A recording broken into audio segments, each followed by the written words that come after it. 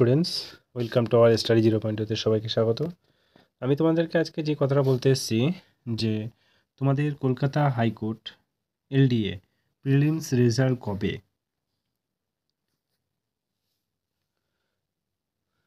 Kolkata high court LDA prelims result কবে? খুব তাড়াতাড়ি আসছে, ঠিক আছে?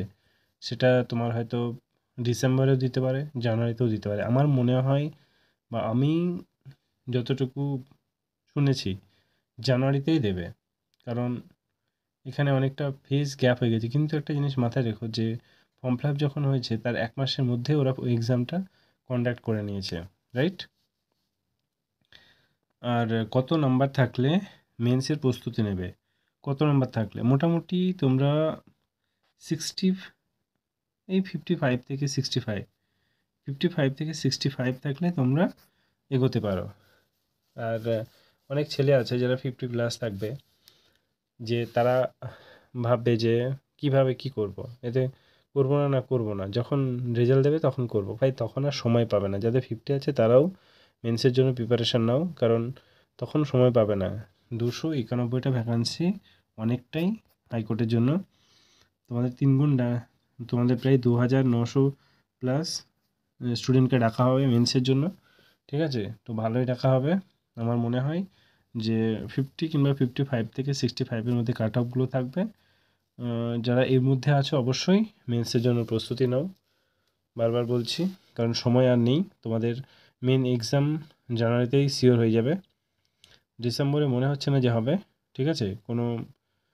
কিছুই কোনো খবর নেই। যা বুঝলাম জানুয়ারিতে শিওর হবে, কারণ এরা টুক করে রেজাল্ট দিয়ে দেবে আর 10 দিন 15 দিনের মধ্যে আমার এক্সাম নিয়ে নেবো ওরা, ঠিক আছে? মেন্স এক্সাম বললাম, ঠিক আছে? ভালো করে পড়াশোনা করো। আর কাট অফ বললাম তো কত যেতে পারে? কাট অফ বললাম তোমাদের 55 থেকে 65 এটুকুর মধ্যে তোমাদের থাকবে।